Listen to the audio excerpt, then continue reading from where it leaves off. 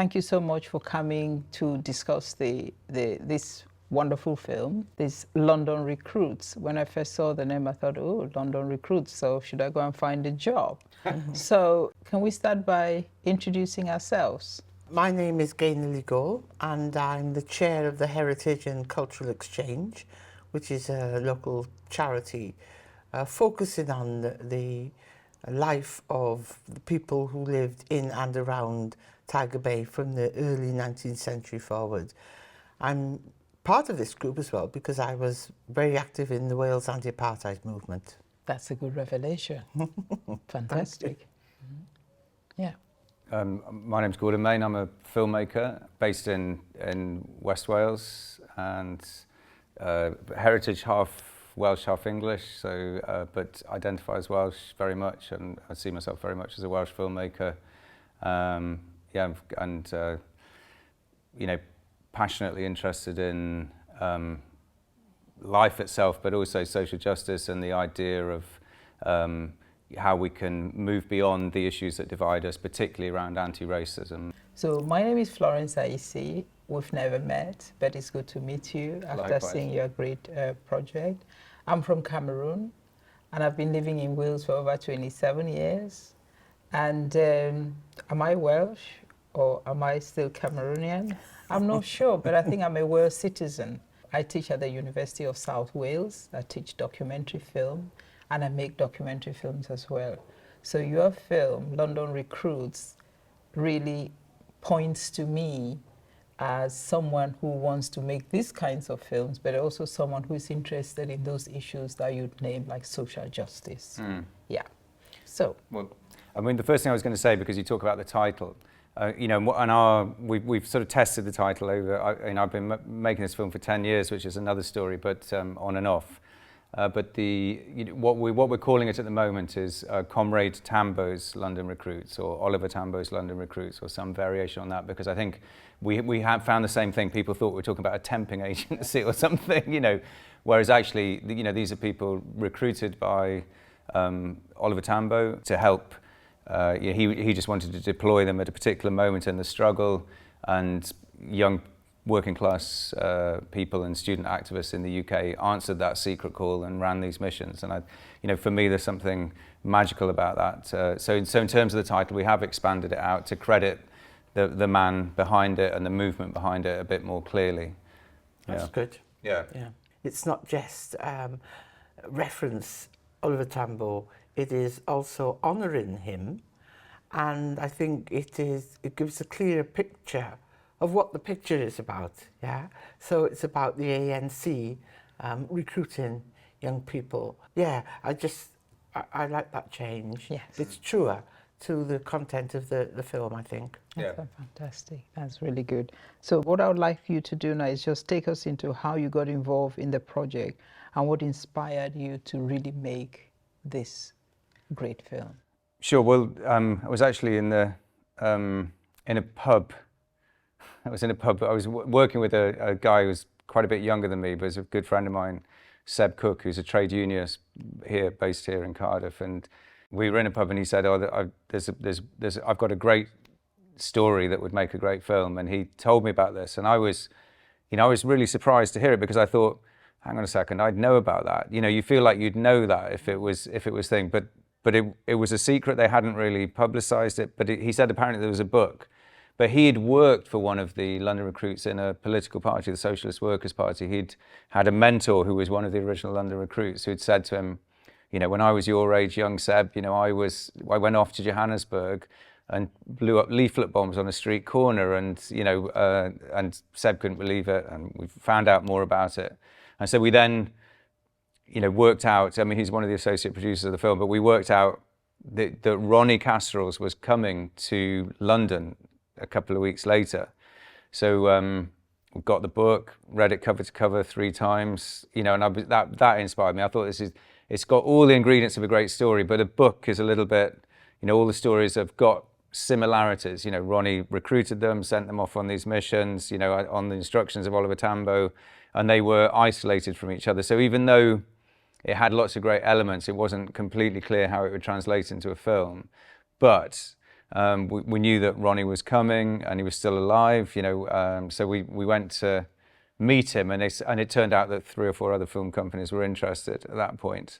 So we ended up having to pitch for it, and we won the pitch, mostly, I think, because we really had read the book and knew the material, whereas I think the others were trading on their past experiences of filmmaking or awards. But, you know, it's a slightly different story as to what inspired me. I think, you know, when you're at school or whatever, and injustices, it always wound me up, injustice, when you see somebody being bullied for no reason, or the teachers get something wrong and they blame the wrong person. And then, you know, obviously, for me, really early on, I just, you know, you could see through this idea of the British Empire as this benevolent force for good that had saved the world and brought railways and civilization. And it was one of the great international crimes of all time, really, and in so many ways. And so, you know, this story just felt like it was really putting that right, because it's in my mind, it's a kind of love story between two peoples, you know, the people of South Africa and the people of Britain, who were working both against their governments. I mean, the British government was, as we know, supporting apartheid, propping it up, lending it money, lending it cover. And here we have the ordinary people of Britain answering the ordinary people of South Africa and saying, yeah, let's join forces, this is wrong. So I love that about the story, that it offered a different role model. I thought, what a great story, what a great collaboration, and how wonderful that, you know, Oliver Tambo, who's still so little known, but is really, you know, Nelson Mandela was obviously a wonderful man, but he was in a prison cell through all this time in the struggle. And Oliver Tambo was the guy that masterminded the international solidarity movement, the resistance on the ground inside the country, rallying people all around the world, lobbying in the United Nations. And it was really, you know, all of these movements are never just one person, of course. But if there was somebody to take the credit, it always feels like Oliver Tambo somehow slipped away from our consciousness. So it's been really important that he was central to the film as the linchpin that made it all happen, had the original idea, deployed it in a certain way. But of course, it was only one of the many, many levels of things that he was doing. But a movement is a movement. You know, the only leaders have to lead a movement, but the movements are, you know, it's the interactions and the broad appeal of that make all the difference, obviously. Yeah. So leaders have to have followers. Yes. So maybe I can come to you now and talk about how do you connect to this story in relation to your own work? I became involved because I met some South Africans who were exiled from South Africa because they were members of the ANC. Right. What is interesting is that, and in terms of involvement and connectivity, the ANC in Britain, in London, based in London, were really taken aback by how much the community was involved here, as opposed to some of the other anti-apartheid movements. Mm-hmm. So it was very much a ground-up movement, and it was about helping us and others to understand that what was happening in South Africa was an indication of what is happening here. Different, yeah, more extreme, but very similar to what was happening here. And we did things like boycott goods. Mm-hmm. So we'd go into the supermarket and we'd put stickers on stuff, you know, saying really? Don't buy, yeah. Okay. And teach our children, and demonstration after demonstration. But it was funny because some of the people here around in Buttown thought we were troublemakers. We all live, because it's a multi-ethnic, multicultural area, mm-hmm. where we've all lived together. Why are you stirring up these problems? Yes, and they couldn't get it. So we did a lot of work, meeting people, talking to people. And then there is a club, a rugby club, which is more than a rugby club, it was a social club as well, that was started in 1940 something, called the Kayaks Club, Cardiff International Athletics Club. And we went to them and began talking to them and convinced them. And we were having a demonstration, it was about 1972, 73, and they led the march, and they marched from Loudon Square here with the anti-apartheid banners side by side. Amazing. Through town, and everybody came out on the doors and applauded and stuff, and we sort of won the battle of the minds, hearts and souls of people, and they could see the connection, and they could see through the lies, the web of lies that were being fed by the government. That's really amazing, because then we, in terms of audiences, it looks as if here in Wales you already have an audience that will relate to or may want to find out more about what was happening, because they may not know this story. And when they know this story and they know that that's what they were doing, it becomes something that is owned by the community. That community spirit, that spirit of working together to achieve something is so embedded in the film. So it'd be nice to just know, what were the biggest challenges for you as a filmmaker going into this story? Sure. Yeah. And I will come to that, but I just wanted to respond to that idea, because I mean, I think, you know, racism is a colonial project. It's a colonial idea that one race is superior, inferior, you know, and even these rankings, which South Africa, I mean, what South Africa did was just reflect back to Britain what Britain had exported to the world, which is a way of, you know, of categorizing humanity in an utterly callous and frankly ridiculous way. But those divisions persisted, and of course they had to be enforced here as well. So, you know, racism was a foundational pillar of the empire. You had to believe it in order to not feel the obvious injustice of it. If there were issues, that's fine. You know, Sure. the trust that you were going to work with people who did something that was undercover, that people didn't know about. If you didn't buy the book, you don't know about that. And now you are going to speak with them. They were going to be in a film. They were going to be exposed. Was there any resistance? And even the actors who were going to be working with this really difficult, sensitive material. Maybe you didn't. Well, in a sense, I mean, I think, you know, the danger of it had passed, obviously, but they'd been told not to say anything when they came back. So a lot of them hadn't said a thing for years and years and years. Even family members didn't know, or close work colleagues, or they literally had buried it. So it was amazing to talk about it. And for some of them, that was a very emotional thing to speak it out loud. Most of them are from, you know, socialist or communist background. And so there's quite a lot of discipline and solidarity within those kind of political movements. So there was a committee put together to give us the access. And once the committee had said, right, we've chosen Gordon to make the film, I didn't have to go and individually win trust each time. They followed the committee's decision, and, you know, I was allowed to be taking part. That's amazing. The committee. A committee. Yes, a committee made up of who? That's very interesting. That's another way of like talking about the approach to research and everything. So the committee was made up of people from the UK and South Africa? No, well, the committee, yes. So Ronnie was on the committee, and then 3 of the original London recruits, just to represent the whole community of London recruits, because there were 50, 60 of them. I mean, the real challenge was, how do you deal with, you know, there's 50 odd of these people, all got great stories, all got incredible things. So how do you sort of approach it? You know, you've got 90 minutes, maybe a bit more, but you can't have too many characters in that kind of story format, or you can't follow, you know, it's hard to follow, or it's hard to kind of keep a narrative flow. So there were lots and lots of challenges in that sense. And then there was the other side of it, because it was very important to me, you know, very early on, when they said, you know, what do you see as the biggest challenge? And, you know, the first thing that came to me was, well, the big danger is it looks like a white saviour film, because here, you know, you're all white people going to South Africa to solve their problem for them. And I said, I can see that that's not what it was. You were following orders, you'd been actively recruited, but how do we take steps within the film to do that?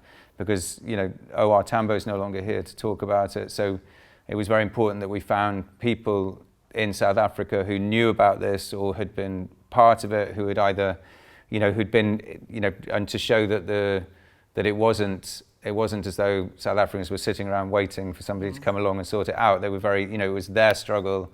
They were front and center and leading it. And this was just a very small, you know, if you imagine Oliver Tambo with 1 million strategies going out, this was just one of those strands that he was working at a very particular time.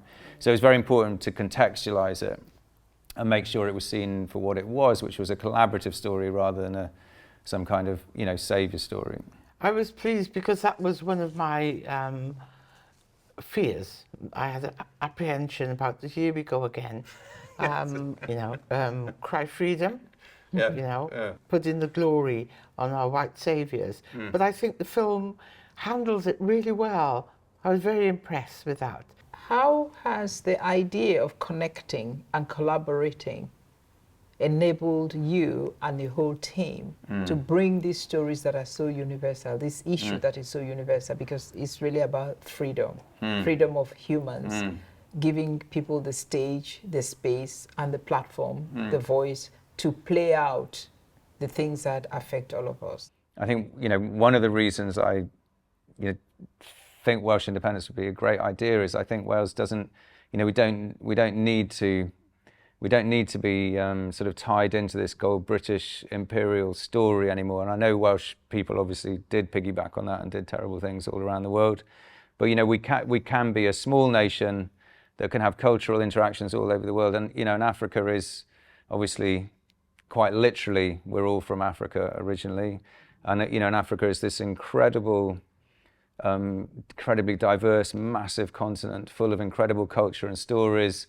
And I think, you know, again, as part of that racism that we're talking about, it's persistently overlooked, it's persistently underfunded. So there are African film fests in the UK. Again, they're underfunded, they're under-resourced. You know, people go and see a French foreign film, which isn't really foreign at all, it's just another European story in some ways. But you know, what African stories are really coming at, which is why I'm delighted that Chapter are stepping up with this, and that you've got organisations like Watch Africa here, and WOW, you know, Wales One World Film, you know, who are trying to expose us to more of these stories. And I think that kind of international collaboration of an outward-looking Wales that is confident enough to collaborate and interact with cultures, and then with our own diverse population here, where there are still obviously plenty of issues that and stories that need telling.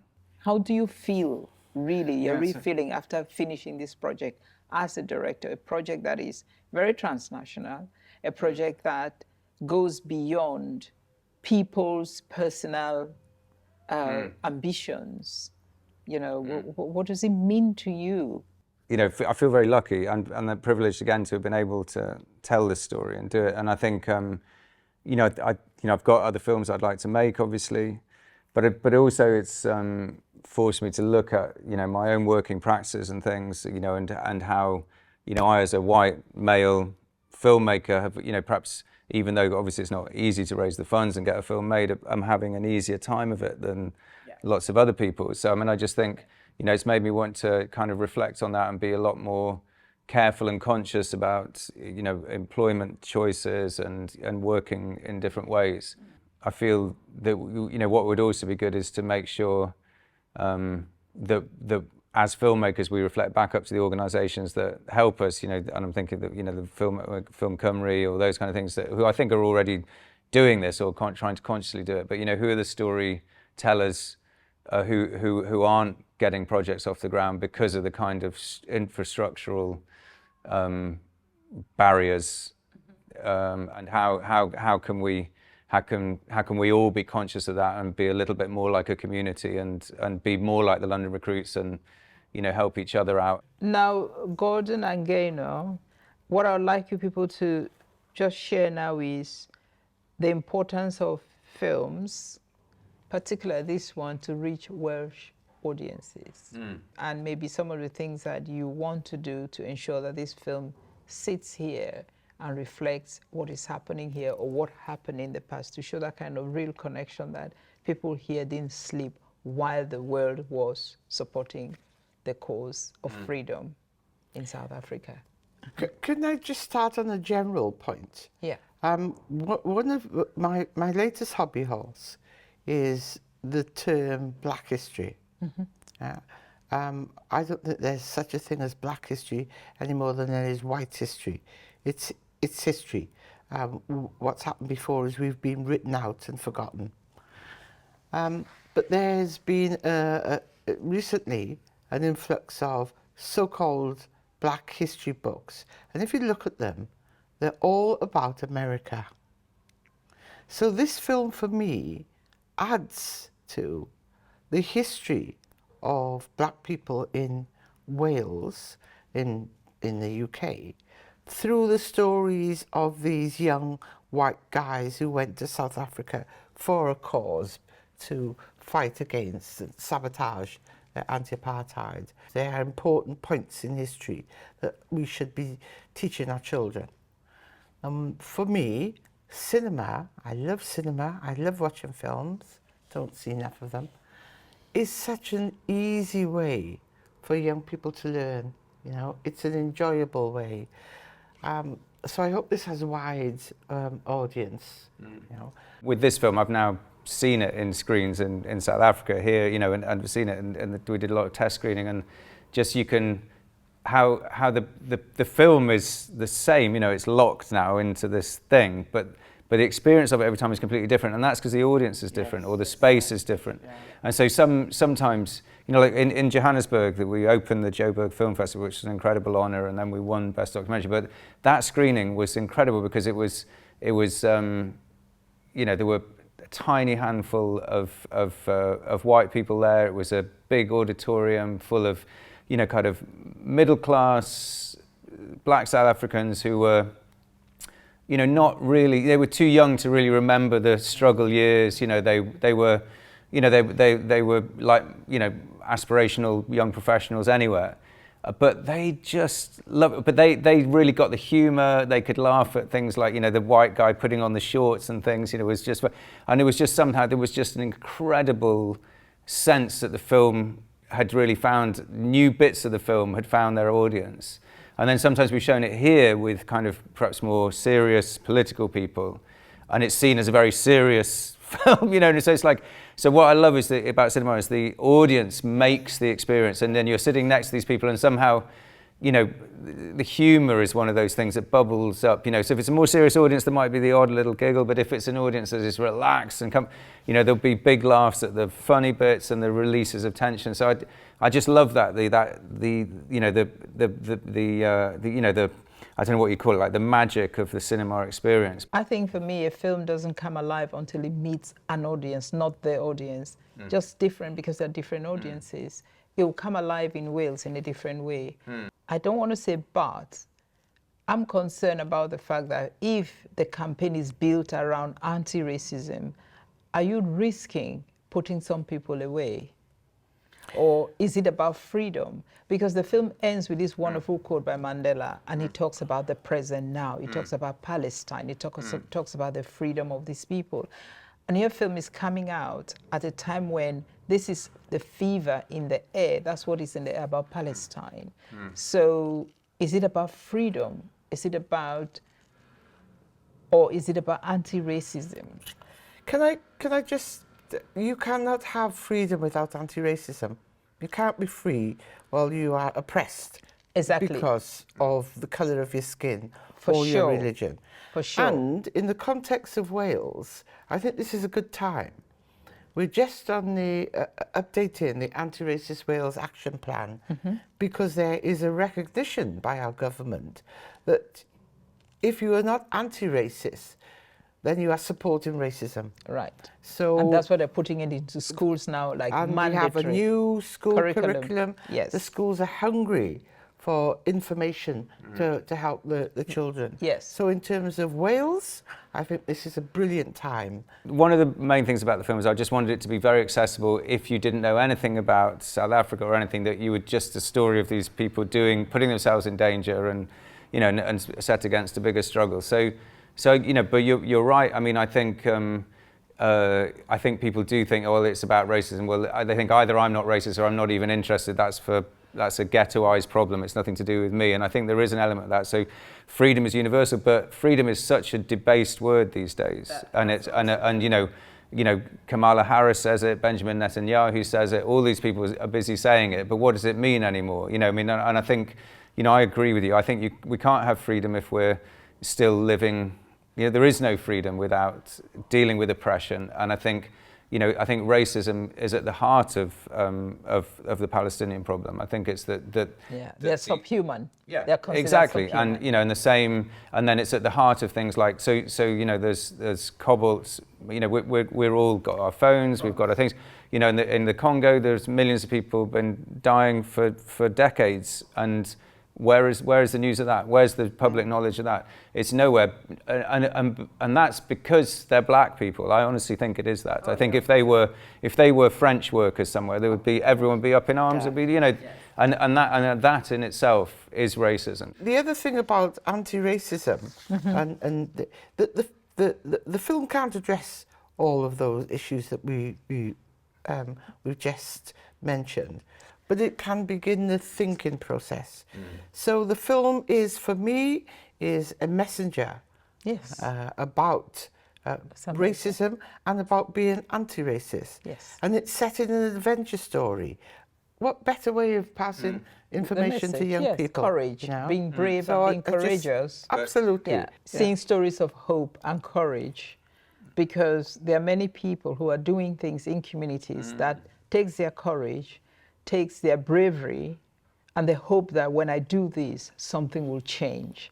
And I think that's the premise with which I said about the word freedom. Not using it in a very common way, but attracting audiences that might say, these are stories of hope that come from a particular place. These are stories that connect us, that is about humanity. Because if anyone's freedom is taken away, we fight for that freedom. I think I'll give it back to you in terms of us talking about more stories like this have to be told with that kind of universality, the human interest story of hope and change and people being free, right? But what are we doing about that in Wales? Anyway, carry on. I was going to say, I mean, people look at me and they don't think I'm Welsh. Not everybody, but I don't care about them. So I'm Welsh. This is my home country. You know no other country. This is your home. Yeah, and I love it. Yes. And we have led the way in so many different ways. We are a progressive country because we've been fighting oppression for many years. And one of the little things, but we don't have Black History Month in Wales. It's every day. So it's Black History 365. Is that many days there in a week? Yeah, 365. So unlike the rest of the UK. Right. So the year round. So it's the ways in which we are showing we are different by developing, like the Anti-Racist Wales Action Plan, that was serious about that change. And I think that Wales, because of all sorts of reasons, some to do with its history, to do with its economics, to do with its political past and present, can be a leader in lots of these ways, you know. And, you know, we like a good scrap. So that's true. Wales is a nation of sanctuary amongst the four nations. Right. That's fine. That's right. But how do you see that whole thing about black representation? What is that black representation in Wales? Because when people don't see themselves, they don't exist. And when you see yourself in a particular way, and when others see you in a particular way, that's how they're going to treat you. So do you think there's a change within that kind of general agenda of we're a nation of sanctuary, we're doing anti-racist work, who is involved in doing that work, and where is that work? And if cinema becomes that place where we all love it, we go there, or we are making the images that reflect who we are and that reflect the Wales that we see, who is making it, and where are those images? Yeah, and that's where my argument falls a bit flat, because in terms of representation, I am told by people I know that are in the creative industry that it's particularly hard to get support, to get backing. One young filmmaker said, I don't want to tick their little box because my heritage is vast and it's all of me. So why must I put myself in the box to suit them to get some money? So there are issues around the way that the structures, the BBC needs to pull its finger out. It is very good at short-term schemes, you know, but not in terms of its ongoing employment, as ITV is no better either. So the creative industry in Wales is still largely black, and largely white, and is unhelpful in some cases to black people. And then in terms of political representation, it is improved a lot in terms of local councillors, etc. But the Senedd, our parliament, is still predominantly white, although there are people who are trying to get more people from black and minority ethnic communities, backgrounds, to stand. But I go back to that film, see, because when I was a teenager and I was growing up around here, I was politicised because I was involved in struggles before I understood there were struggles. The seamen for parity in pay, and I went to the meetings with my uncle and didn't understand half of what was going on. And then the Workers' Education Association, the miners' lodges. You went there and there was night class and you learnt your politics. And the Communist Party were really involved heavily in all of this stuff. But young people today are not taught politics, so they pick it up from the media, and the media is clearly biased. So I go back again to why films like this are so useful in terms of, if they do nothing else, they make people think, you know. I went to see Soldier Boy years ago, and that was the first time I knew about the way that the Native Americans were being treated, you know. And then I, you know, learned more in that. So the film has the power to make subtle changes, not just in your understanding, but then the way that you respond, you know. Well, it was a real pleasure to meet you, and I'm really just blown away that you're, you know, that you found the film like that, you know.